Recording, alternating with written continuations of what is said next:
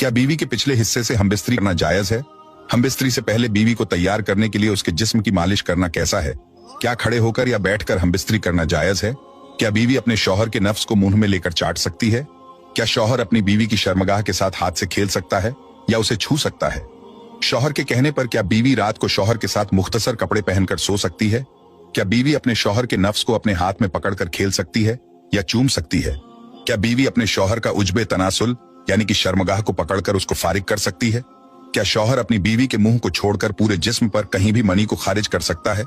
दोस्तों, इस तरह के 36 सवाल इस वीडियो के अंदर आपको मिलेंगे जो आपके लिए बहुत ही फायदेमंद साबित होंगे और शरीयत में कौन सा तरीका सही और कौन सा गलत है ये आप अच्छी तरह से समझ सकेंगे। तो चलिए दोस्तों, वीडियो शुरू करते हैं। वीडियो शुरू करने से पहले के ताल्लुक से आज मैं ऐसी चीजों से पर्दाफाश करने वाला हूं जिनके बारे में आज तक आप लोगों ने नहीं सुना होगा और जाने अनजाने में आप लोग ये गलतियां जरूर करते होंगे। दोस्तों, मियां बीवी के ताल्लुक से कुछ ऐसे मसले मसाइल आते हैं जिनका जानना हर इंसान के लिए जरूरी है, मगर अफसोस कि आजकल हम दीन की किताब पढ़ते नहीं और किसी आलिम से ऐसे मसले पूछने में हमें शर्म आती है। मगर अजीब बात यह है कि हमबिस्तरी का मसला पूछने में तो हमें शर्म आती है, मगर वही गैरत उस वक्त कहां मर जाती है जब दूल्हा अपने दोस्तों को और दुल्हन अपनी सहेलियों को पूरी रात की कहानी सुनाते हैं।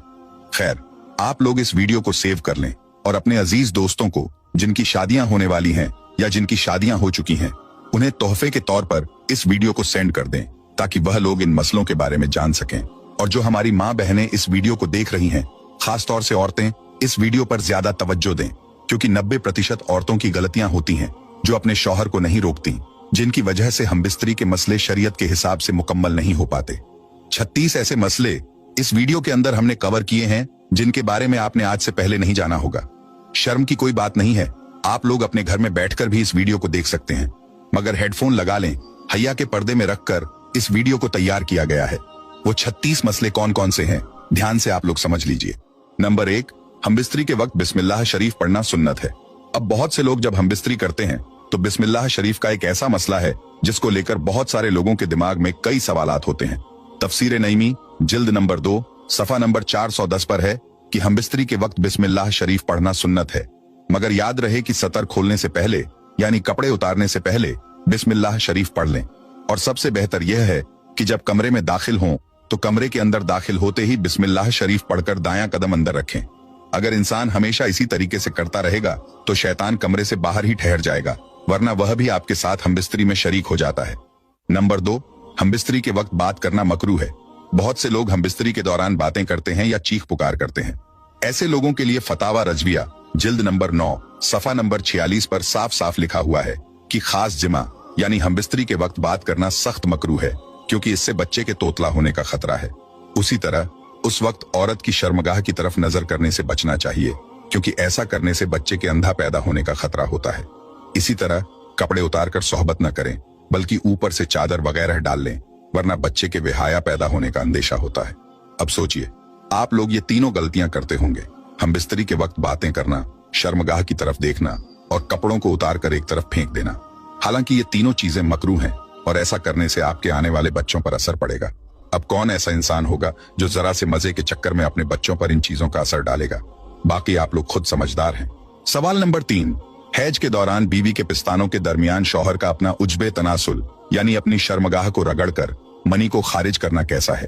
तो इसका जवाब यह है कि हैज के दौरान बीवी से हमबिस्तरी नहीं करनी चाहिए और हमबिस्तरी के अलावा किसी और तरीके से मर्द या औरत अपनी जिनसी ख्वाहिशों को पूरा नहीं कर सकते।